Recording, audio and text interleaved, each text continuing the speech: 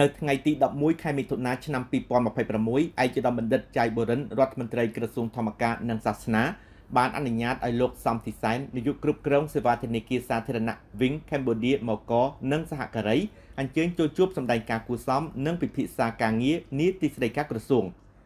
លោកសំធីសែននាយកគ្រប់គ្រងសេវាធនាគារសាធារណៈបានជម្រាបជូនឯកឧត្តមរដ្ឋមន្ត្រីអំពីគោលបំណងសំខាន់រួមមានទី1ជំរាបជូនអំពីវឌ្ឍនភាពនៃការវិវត្តខ្លួនរបស់ធនាគារ Wing រយៈពេល17ឆ្នាំនៃសេវាហិរញ្ញវត្ថុរបស់ប្រទេសកម្ពុជា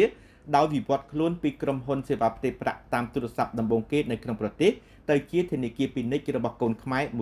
100%ទី2អនុញ្ញាតស្នើសុំកិច្ចសហប្រតិបត្តិការនិងការគាំទ្ររបស់ក្រសួងធម្មការនិងសាសនានិងធនាគារ Wing ទី3ស្នើសុំឯកឧត្តមរដ្ឋមន្ត្រីជួយសម្របសម្រួលកម្មវិធីផ្សេងៗពិសេសធនាគារមានកម្មវិធីផ្ដល់ជូនអត្ថប្រយោជន៍ច្រើនចំពោះមន្ត្រីរាជការក្រសួងសាស្ត្រាចារ្យនិស្សិតពុទ្ធិកសាកលវិទ្យាល័យនិងព្រះសង្ឃតាមរយៈក្រសួងធម្មការនិងសាសនានៅក្នុងការបើកគណនីធនាគារឯកឧត្តមបណ្ឌិតរដ្ឋមន្ត្រីបានលើកទឹកចិត្តដល់ប្រជាពលរដ្ឋខ្មែរគាំទ្រដល់សេវាកម្មធនាគារដែលជាធនាគារពាណិជ្ជរបស់កូនខ្មែរ 100% និងបានកោតសរសើរចំពោះការរីកចម្រើននៃវិស័យធនាគារដែលបានចូលរួមចំណែកពង្រឹងវិស័យហិរញ្ញវត្ថុជាមួយនឹងរាជរដ្ឋាភិបាលកម្ពុជាដែលដឹកនាំដោយសម្ដេចមហាបវរធិបតីហ៊ុនម៉ាណែតនាយករដ្ឋមន្ត្រីនៃព្រះរាជាណាចក្រកម្ពុជាដែលតែងតែផ្ដល់ឱកាសដល់វិនិយោគិននៅក្នុងការវិនិយោគនៅកម្ពុជាកាន់តែមានភាពងាយស្រួល